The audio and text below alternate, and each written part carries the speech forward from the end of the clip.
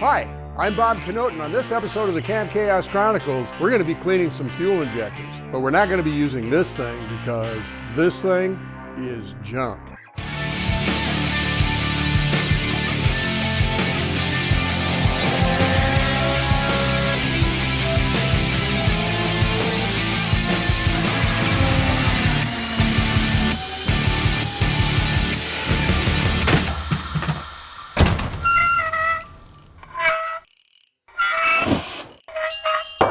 Dang it.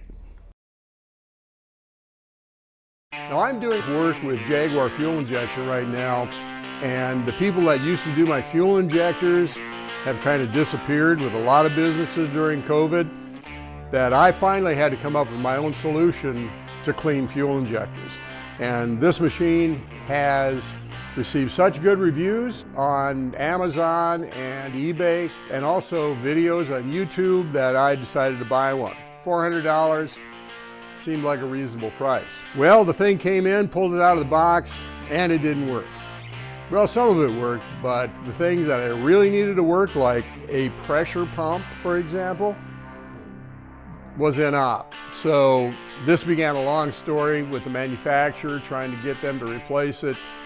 That's going to be a whole nother video that'll be coming out maybe next week, maybe the week after, describing that whole painful experience. The good news is it required that I come up with a solution on my own that would do most of the things that this machine would do for about $30 worth of hardware. So let's see how that works. But first we're going to start out with getting the fuel injectors out where you can actually start doing the cleaning process.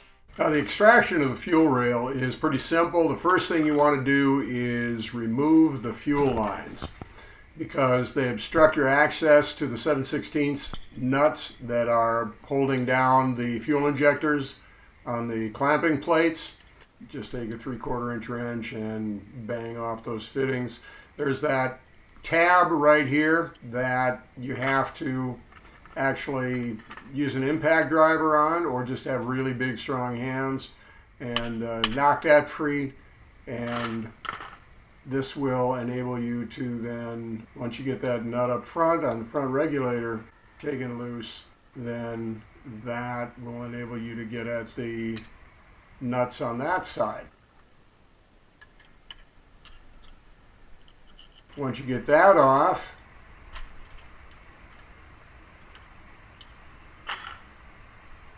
and you got just about everything you need. But now what you got to do is you got to remove this PCV crossover tube with sensitivity, and there you go.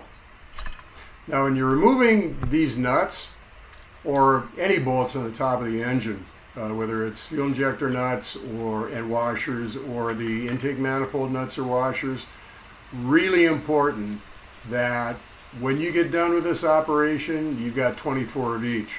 Because if you drop something, that could be leaning up against the manifold down there at the bottom, so that when you have to pull the manifold off for whatever reason, it could drop down inside of the engine. So whether you're taking these hold down clamps loose, get your magnetic pickup and go searching for them. It's really important. Repeat 11 times.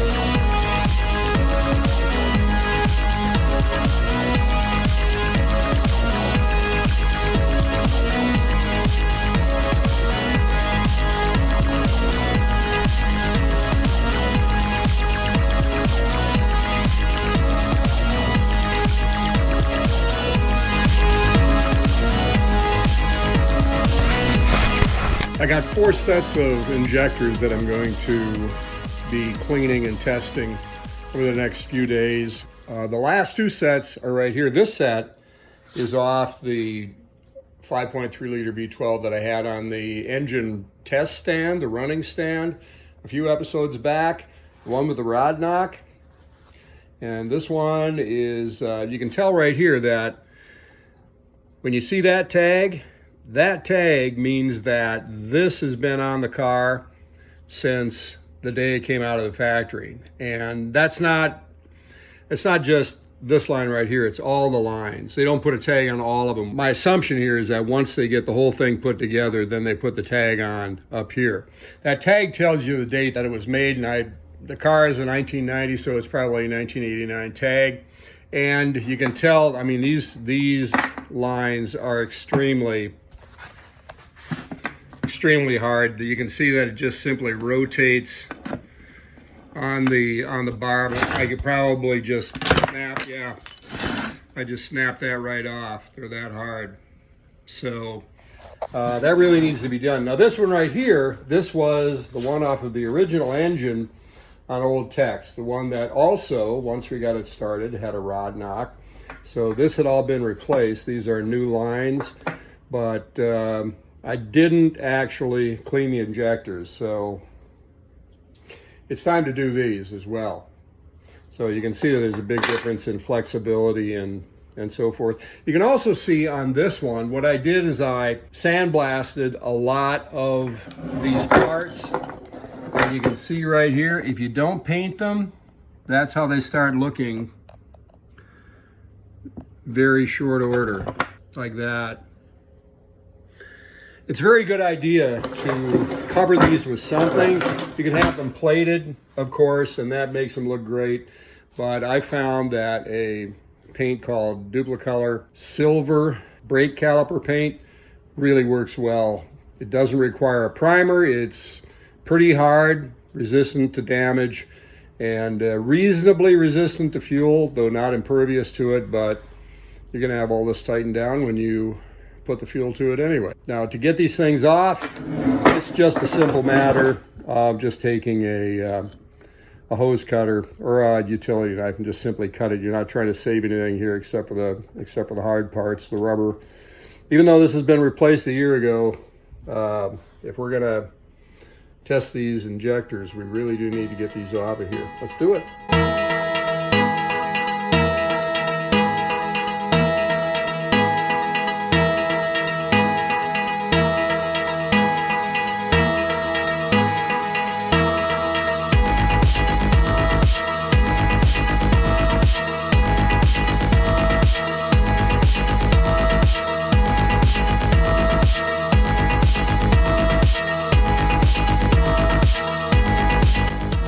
What I'm going to show you now is how to break this assembly down to the point where we actually do some cleaning and testing with it.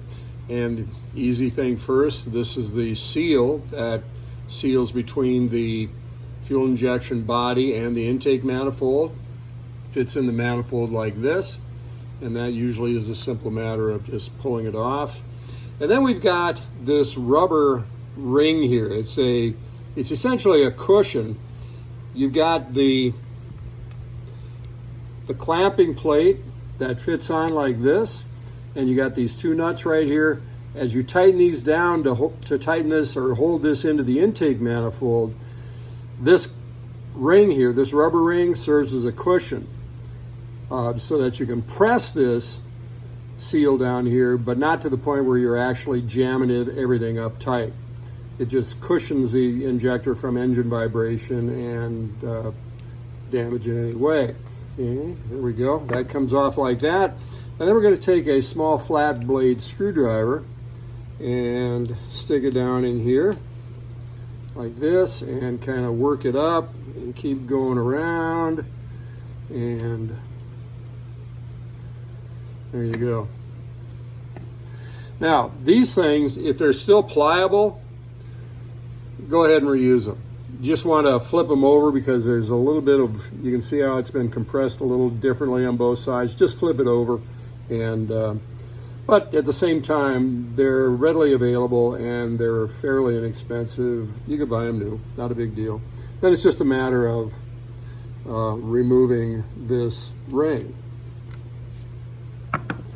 Then comes the hard part, taking this rock hard hose and getting it off of that hose barb. I hate this job. Now to remove the hose, you're going to need some pretty basic tools that you probably have in your shop. You're going to need a hand drill, cordless is great, with a 5/64 or equivalent drill bit in it.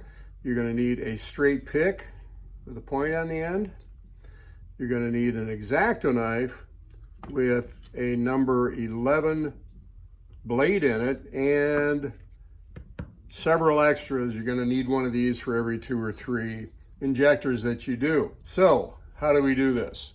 Another tool you're going to need to do this job is a vise or some other means of holding these things firmly while you're working on them. Be careful that when you're tightening this up on a vise, you don't have to go real tight with it. You definitely don't want to be clamping on this plastic part of the fuel injector body. You will crack it. So the first thing we're going to do here is we're going to take our drill and we are going to go down the inside of this grommet right here. Now this grommet has 2 functions. First of all, it serves as a finisher for the raw end of the hose, makes it more attractive. But the other thing is, if you look at it carefully, you can see that it's tapered toward the bottom here. So when this hose gets put on, it slides over the barbs. When it gets over the last one, it gets curled under and makes it harder for the hose to come off of the barb. Now, that also, when this hose gets rock hard, it also makes it really difficult to get this off. So the first thing we're going to do here is we're going to take our drill and we're going to go down the inside of this grommet, right down the inside on the edge of it, staying away from the hose barb, and get down there and kind of work your way in a little bit. And then what we're going to do is take our X-Acto knife, get down in there through the same hole, and you can hear the tip breaking off, not a big deal, and kind of work it down there. And then we're going to split the hose. What you don't want to do though is bounce the blade off the top of the barbs. That can cause a leak, and then we'll split it down like that to the hose barb. Now what should happen right now, and by the way, these things are really, really hard, and it wouldn't surprise me if this takes me way too long to do, but you can see the hose barb there. Right about now, you're getting pretty excited. Wow, this is easier than I thought it was going to be. Well, here's the thing. If you start pulling on the hose right now, what you're going to do is you're going to lose what you have to pull on as you work the pick down underneath the hose and work it out. So you're going to have to do it anyway. Might as well do it while you got something to hold on to. So that side isn't working great. There we go. This side's coming up. There we go. Now all you need is one side working. Let's see if we can get this other side going. By the way, be careful that you don't stab yourself with your pick. There we go. We got both sides going now. So I'm going to work on this side here because I think it's better for the camera. Just keep working around, and at some point you should just be able to grab this with your fingers and pull this off. And you can see that we haven't damaged this grommet to any great extent. We can sandblast that and paint it and reuse that. And we can also see that we haven't even touched the hose barb. So mission accomplished.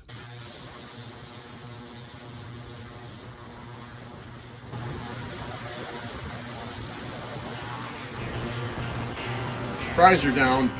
Now at this point, we've got a good external cleaning done on our fuel injectors, got the hoses off of all of them. You also need to be aware of the fact that everything that you do on the fuel injectors, you got to do in the hose barbs on the fuel rail as well. You're going to have to clean this up too, inside and out. So at this point, we're ready to do some renovation on the fuel injectors and finally get around to do the actual internal cleaning and testing of the injector, which means that we got to come up with an apparatus, and that's what we're going to do the next time. So if you like these videos, like, subscribe, follow us on Facebook, and maybe leave a comment or two down below so that we know what we can do we do better.